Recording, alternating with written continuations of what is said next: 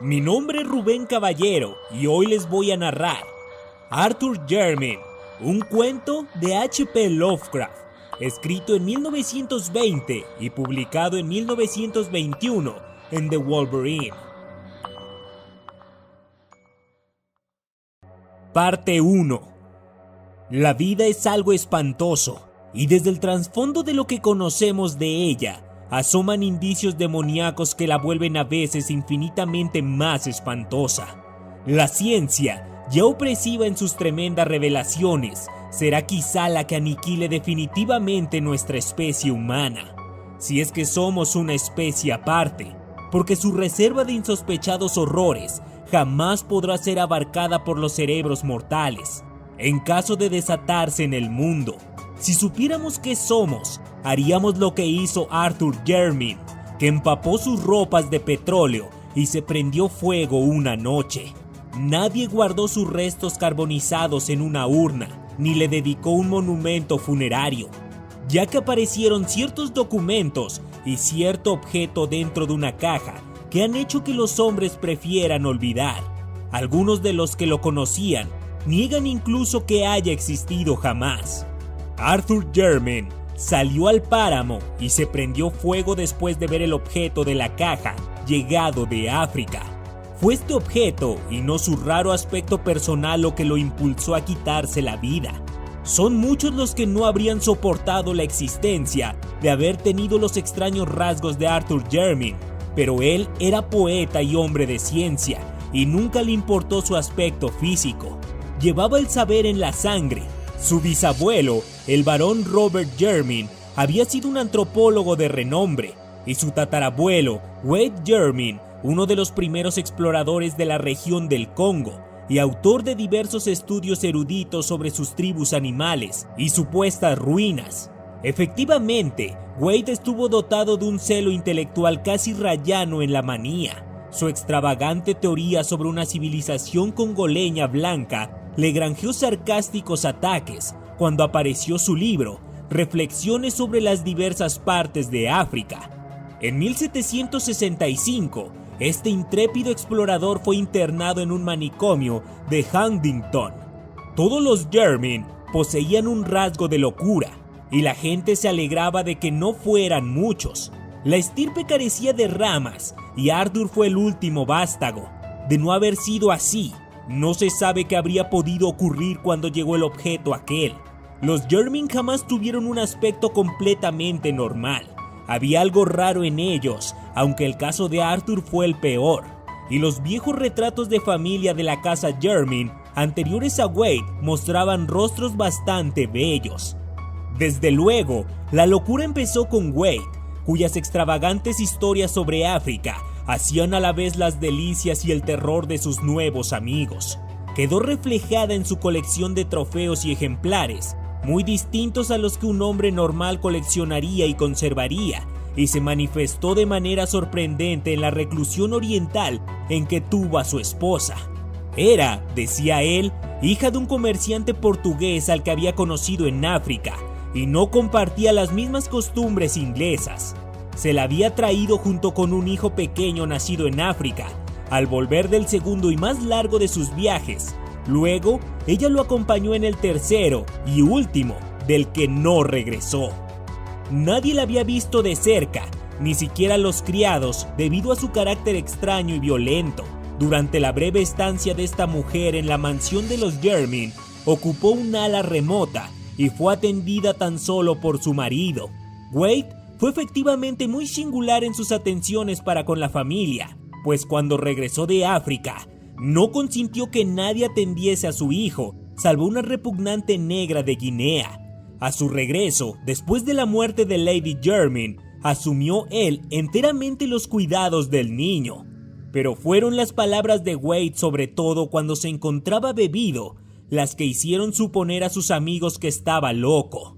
En una época de la razón como el siglo XVIII, era una temeridad que un hombre de ciencia hablara de visiones insensatas y paisajes extraños bajo la luna del Congo, de gigantescas murallas y pilares de una ciudad olvidada en ruinas e invadida por la vegetación, y de húmedas y secretas escalinatas que descendían interminablemente a la oscuridad de criptas abismales y catacumbas inconcebibles. Especialmente, era una temeridad hablar de forma delirante de los seres que poblaban tales lugares. Criaturas mitad de la jungla, mitad de esa ciudad antigua e impía. Seres que el propio Plinio habría descrito con escepticismo y que pudieron surgir después de que los grandes monos invadiesen la moribunda ciudad de las murallas y los pilares, de las criptas y las misteriosas esculturas.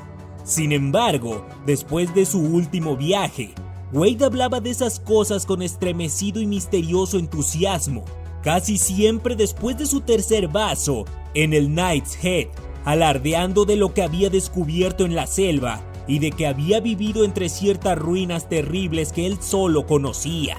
Y al final hablaba en tales términos de los seres que allí vivían, que lo internaron en el manicomio. No manifestó gran pesar cuando lo encerraron en la celda enrejada de Huntington, ya que su mente funcionaba de forma extraña. A partir del momento en que su hijo empezó a salir de la infancia, le fue gustando cada vez menos el hogar, hasta que últimamente parecía amedrentarlo. El Knight's Head llegó a convertirse en su domicilio habitual, y cuando lo encerraron manifestó una vaga gratitud, como si para él representase una protección. 3 años después, murió. Philip, el hijo de Wade Jermyn, fue una persona extraordinariamente rara. A pesar del gran parecido físico que tenía con su padre, su aspecto y comportamiento eran muchos detalles tan toscos que todos acabaron por rehuirle. Aunque no heredó la locura como algunos temían, era bastante torpe y propenso a periódicos accesos de violencia. De estatura pequeña, poseía sin embargo una fuerza y una agilidad increíbles. A los 12 años de recibir su título, se casó con la hija de su guardabosque, persona que según se decía era de origen gitano. Pero antes de nacer su hijo, se alistó en la marina de guerra como simple marinero, lo que colmó la repugnancia general que sus costumbres y su unión habían despertado. Al terminar la Guerra de América, se corrió el rumor de que iba de marinero en un barco mercante que se dedicaba al comercio en África. Habiendo ganado buena reputación con sus proezas de fuerza y soltura para trepar, pero finalmente desapareció una noche, cuando su barco se encontraba fondeado frente a la costa del Congo. Con el hijo de Philip Jermyn, la ya reconocida peculiaridad familiar adoptó un sesgo extraño y fatal. Alto y bastante agraciado, con una especie de misteriosa gracia oriental, pese a sus proporciones físicas un tanto singulares, Robert Jermyn inició una vida de erudito investigador. Fue el primero en estudiar científicamente la inmensa colección de reliquias que su abuelo demente había traído de África, haciendo célebre el apellido en el campo de la etnología y la exploración. En 1815, Robert se casó con la hija del séptimo vizconde de Bridgeholm, con cuyo matrimonio recibió la bendición de 3 hijos, el mayor y el menor de los cuales jamás fueron vistos públicamente a causa de sus deformidades físicas y psíquicas. Abrumado por estas desventuras, el científico se refugió en su trabajo e hizo 2 largas expediciones al interior de África. En 1849, su segundo hijo, Neville, persona especialmente repugnante que parecía combinar el mal genio de Philip Jermyn y la hauteur de los Bridgeholm, se fugó con una vulgar bailarina, aunque fue perdonado a su regreso un año después. Volvió a la mansión Jermyn viudo con un hijo, Alfred, que sería con el tiempo padre de Arthur Jermyn. Decían sus amigos que fue esta serie de desgracias lo que trastornó el juicio de Robert Jermyn, aunque probablemente la culpa estaba tan solo en ciertas tradiciones africanas. El maduro científico había estado recopilando leyendas de las tribus Onga, próximas al territorio explorado por su abuelo y por él mismo, con la esperanza de explicar de alguna forma las extravagantes historias de Wade sobre una ciudad perdida, habitada por extrañas criaturas. Cierta coherencia en los singulares escritos de su antepasado sugería que la imaginación del loco pudo haber sido estimulada por los mitos nativos. El 19 de octubre de 1852, el explorador Samuel Seaton visitó la mansión de los Jermyn llevando consigo un manuscrito y notas recogidas entre los Onga. Convencido de que podían ser de utilidad al etnólogo ciertas leyendas acerca de una ciudad gris de monos blancos gobernada por un dios blanco. Durante su conversación, debió de proporcionarle sin duda muchos detalles adicionales, cuya naturaleza jamás llegará a conocerse, dada la espantosa serie de tragedias que sobrevinieron de repente. Cuando Robert Jermyn salió de su biblioteca, dejó tras de sí el cuerpo estrangulado del explorador, y antes de que consiguieran detenerlo, había puesto fin a la vida de sus 3 hijos, los 2 que no habían sido vistos jamás, y el que se había fugado. Neville Jermyn murió defendiendo a su hijo de 2 años, cosa que consiguió, y cuyo asesinato entraba también al parecer en las locas maquinaciones del anciano. El propio Robert, tras repetidos intentos de suicidarse y una obstinada negación a pronunciar un solo sonido articulado, murió de un ataque de apoplejía al 2.º año de su reclusión. Alfred Jermyn fue varón antes de cumplir los 4 años, pero sus gustos jamás estuvieron a la altura de su título. A los 20 se había unido a una banda de músicos y a los 36 había abandonado a su mujer y a su hijo para enrolarse en un circo ambulante americano. Su final fue repugnante de veras. Entre los animales del espectáculo con el que viajaba había un enorme gorila macho de color algo más claro de lo normal. Era un animal sorprendentemente tratable y de gran popularidad entre los artistas de la compañía. Alfred Jermyn se sentía fascinado por este gorila, y en muchas ocasiones los dos se quedaban mirándose a los ojos, largamente, a través de los barrotes. Finalmente, Jermyn consiguió que le permitiesen adiestrar al animal, asombrando a los espectadores y a sus compañeros con sus éxitos. Una mañana, en Chicago, cuando el gorila y Alfred Jermyn ensayaban un combate de boxeo muy ingenioso, el primero propinó al segundo un golpe más fuerte de lo habitual, lastimándole el cuerpo y la dignidad del domador aficionado. Los componentes del mayor espectáculo del mundo prefirieron no hablar de lo que siguió. No se esperaban el grito escalofriante e inhumano que profirió Alfred, ni verlo agarrar a su torpe antagonista con ambas manos, arrojarlo con fuerza contra el suelo de la jaula y morderlo furiosamente en la garganta peluda. Había cogido al gorila desprevenido, pero este no tardó en reaccionar, y antes de que el domador oficial pudiese hacer algo, el cuerpo que había pertenecido a un varón había quedado irreconocible. Parte 2. Arthur Jermyn era hijo de Alfred Jermyn y de una cantante de music hall de origen desconocido.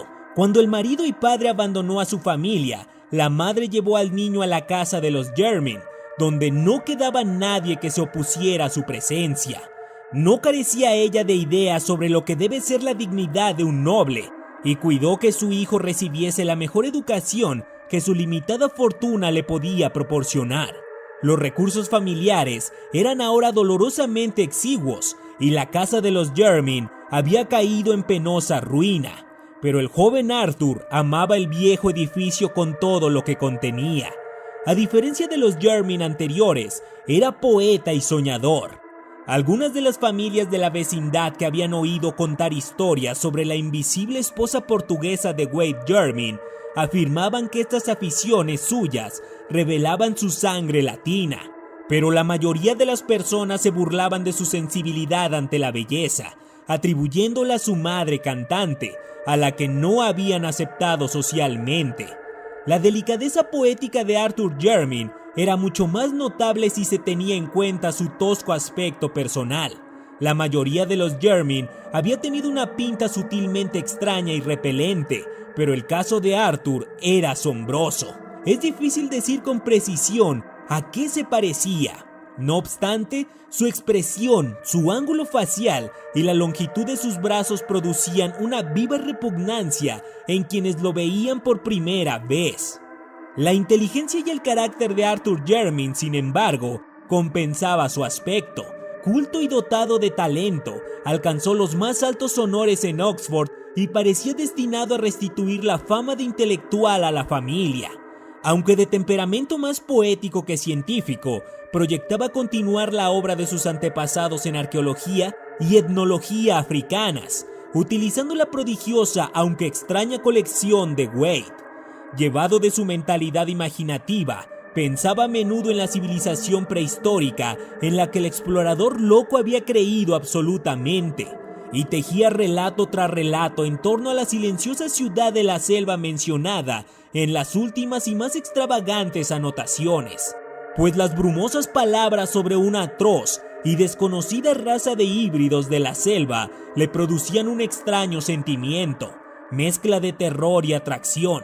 Al especular sobre el posible fundamento de semejante fantasía y tratar de extraer alguna luz de los datos recogidos por su bisabuelo y Samuel Seaton entre los Onga. En 1911, después de la muerte de su madre, Arthur Jermyn decidió proseguir sus investigaciones hasta el final. Vendió parte de sus propiedades a fin de obtener el dinero necesario, preparó una expedición y zarpó con destino al Congo. Contrató a un grupo de guías con ayuda de las autoridades belgas y pasó un año en las regiones de Onga y Kaliri, donde descubrió muchos más datos de lo que él se esperaba. Entre los Kaliri había un anciano jefe llamado Mawanu, que poseía no solo una gran memoria, sino un grado de inteligencia excepcional y un gran interés por las tradiciones antiguas. Este anciano confirmó la historia que Jermyn había oído, añadiendo su propio relato sobre la ciudad de piedra y los monos blancos, tal como él había oído contar. Según Mnganu, la ciudad gris y las criaturas híbridas habían desaparecido, aniquilados por los belicosos Mbangus hacía muchos años. Esta tribu, después de destruir la mayor parte de los edificios y matar a todos los seres vivientes, se había llevado a la diosa disecada que había sido el objeto de la incursión, la diosa mono blanca a la que adoraban los extraños seres, y cuyo cuerpo atribuían las tradiciones del Congo a la que había reinado como princesa entre ellos. Mnganu no tenía idea del aspecto que debieron de tener aquellas criaturas blancas y simiescas, pero estaba convencido de que eran ellas quienes habían construido la ciudad en ruinas. Jermyn no pudo formarse una opinión clara. Sin embargo, después de numerosas preguntas, consiguió una pintoresca leyenda sobre la diosa disecada. La princesa Mono, se decía, se convirtió en esposa de un gran dios blanco llegado de Occidente. Durante mucho tiempo reinaron juntos en la ciudad, pero al nacerles un hijo, se marcharon de la región. Más tarde, el dios y la princesa habían regresado, y a la muerte de ella, su divino esposo había ordenado momificar su cuerpo, entronizándolo en una inmensa construcción de piedra donde fue adorado. Luego volvió a marcharse solo. La leyenda presenta aquí tres variantes. Según una de ellas, no ocurrió nada más, salvo que la diosa disecada se convirtió en símbolo de supremacía para la tribu que la poseyera. Este era el motivo por el que los Mbangus se habían apoderado de ella. Una segunda versión aludía al regreso del dios y su muerte a los pies de la entronizada esposa. En cuanto a la tercera, hablaba del retorno del hijo, ya hombre o mono, o dios, según el caso, aunque ignorante de su identidad. Sin duda, los imaginativos negros habían sacado el máximo partido de lo que subyacía debajo de tan extravagante leyenda, fuera lo que fuese. Arthur Jermyn no dudó ya de la existencia de la ciudad que el viejo Wade había descrito, y no se extrañó cuando a principios de 1912 dio con lo que quedaba de ella. Comprobó que se había exagerado sus dimensiones, pero las piedras esparcidas probaban que no se trataba de un simple poblado negro. Por desgracia, no consiguió encontrar representaciones escultóricas, y lo exiguo de la expedición impidió emprender el trabajo de despejar el único pasadizo visible que parecía conducir a cierto sistema de criptas que Wade mencionaba. Preguntó a todos los jefes nativos de la región acerca de los monos blancos y la diosa momificada, pero fue un europeo quien pudo ampliarle los datos que le había proporcionado el viejo Mnganu. un agente belga de una factoría del Congo, M. Verheiren, creía que podía no solo localizar, sino conseguir también a la diosa momificada, de la que había oído hablar vagamente, dado que los en otro tiempo poderosos Mbangus eran ahora sumisos siervos del gobierno del rey Alberto, y sin mucho esfuerzo podrían convencerlos para que se desprendiesen de la horrenda deidad de la que se habían apoderado. Así que cuando Jermyn zarpó para Inglaterra, lo hizo con la gozosa esperanza de que en espacio de unos meses podría recibir la inestimable reliquia etnológica que confirmaría la más extravagante de las historias de su antecesor, que era la más disparatada de cuantas él había oído. Pero quizás los campesinos que vivían en la vecindad de la casa de los Jermyn habían oído historias más extravagantes aún de Wade, alrededor de las mesas del Knight Head. Arthur Jermyn aguardó pacientemente la esperada caja de M. Verheiren, estudiando entre tanto con creciente interés los manuscritos dejados por su loco antepasado. Empezaba a sentirse cada vez más identificado con Wade y buscaba vestigios de su vida personal en Inglaterra, así como de sus hazañas africanas. Los relatos orales sobre la misteriosa y recluida esposa eran numerosos, pero no quedaba ninguna prueba tangible de su estancia en la mansión Jermyn. Jermyn se preguntaba qué circunstancias pudieron propiciar o permitir semejante desaparición, y supuso que la principal debió de ser la ajenación mental del marido. Recordaba que se decía que la madre de su tatarabuelo fue hija de un comerciante portugués establecido en África. Indudablemente el sentido práctico heredado de su padre y su conocimiento superficial del continente negro lo habían movido a burlarse de las historias que contaba Wade sobre el interior, y eso era algo que un hombre como él no debió olvidar.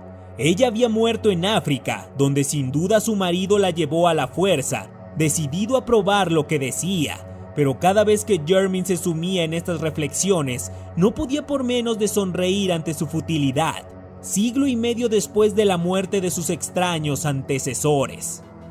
En junio de 1913 le llegó una carta de M. Verheiren en la que le notificaba que había encontrado la diosa disecada.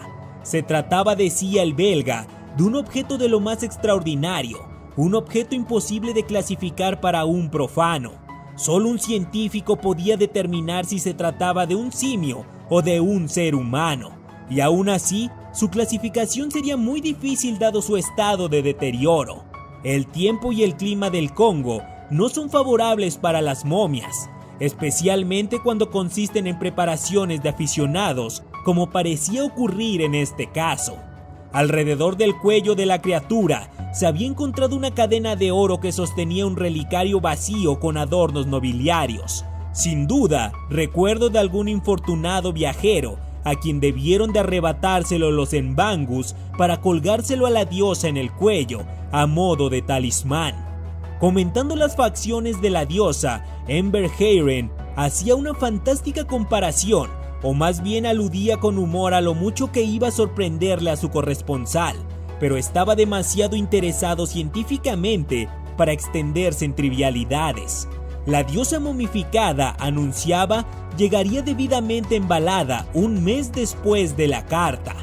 El envío fue recibido en casa de los Jermyn la tarde del 3 de agosto de 1913, siendo trasladado inmediatamente a la gran sala que alojaba la colección de ejemplares africanos, tal como fueran ordenados por Robert y Arthur. Lo que sucedió a continuación puede deducirse de lo que contaron los criados y de los objetos y documentos examinados después. De las diversas versiones, la del mayordomo de la familia, el anciano Soames, es la más amplia y coherente. Según este fiel servidor, Arthur ordenó que se retirase todo el mundo de la habitación antes de abrir la caja, aunque el inmediato ruido del martillo y el escoplo indicó que no había decidido aplazar la tarea. Durante un rato no se escuchó nada más. Soames no podía precisar cuánto tiempo, pero menos de un cuarto de hora después, desde luego oyó un horrible alarido, cuya voz pertenecía inequívocamente a Jermyn. Acto seguido salió Jermyn de la estancia y echó a correr como un loco en dirección a la entrada, como perseguido por algún espantoso enemigo. La expresión de su rostro, un rostro bastante horrible ya de por sí, era indescriptible. Al llegar a la puerta pareció ocurrírsele una idea. Dio media vuelta, echó a correr y desapareció finalmente por la escalera del sótano. Los criados se quedaron en lo alto mirando estupefactos, pero el señor no regresó. Les llegó, eso sí, un olor a petróleo. Ya de noche oyeron el ruido de la puerta que comunicaba el sótano con el patio, y el mozo de cuadro vio salir furtivamente a Arthur Jermyn, todo reluciente de petróleo, y desaparecer hacia el negro páramo que rodeaba la casa. Luego, en una exaltación de supremo horror, presenciaron todos el final. Surgió una chispa en el páramo, se elevó una llama y una columna de fuego humano alcanzó los cielos. La estirpe de los Jermyn había dejado de existir. La razón por la que no se recogieron los restos carbonizados de Arthur Jermyn para enterrarlos está en lo que encontraron después, sobre todo en el objeto de la caja. La diosa disecada constituía una visión nauseabunda, arrugada y consumida, pero era claramente un mono blanco momificado, de especie desconocida, menos peluda que ninguna de las variedades registradas e infinitamente más próximo al ser humano, asombrosamente próximo. Su descripción detallada resultaría sumamente desagradable, pero hay dos detalles que merecen mencionar, ya que encajan espantosamente con ciertas notas de Wade Jermyn sobre las expediciones africanas y con las leyendas congoleñas sobre el dios blanco y la princesa mono. Los dos detalles en cuestión son estos: las alarmas nobiliarias del relicario de oro que dicha criatura llevaba en el cuello eran las de los Jermyn, y la jocosa alusión de Ember Heiren a cierto parecido que le recordaba el apergaminado rostro se ajustaba con vívido, espantoso e intenso horror, nada menos que al del sensible Arthur Jermyn, hijo del tataranieto de Wade Jermyn y de su desconocida esposa. Los miembros del Real Instituto de Antropología quemaron aquel ser, arrojaron el relicario a un pozo, y algunos de ellos niegan que Arthur Jermyn haya existido jamás.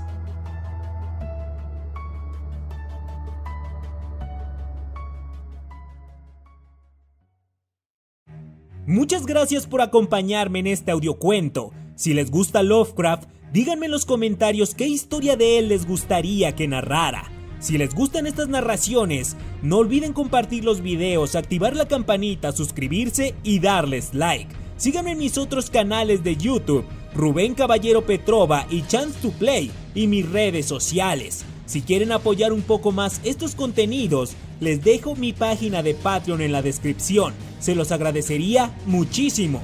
Un abrazo a todos. Les habló Rubén Caballero.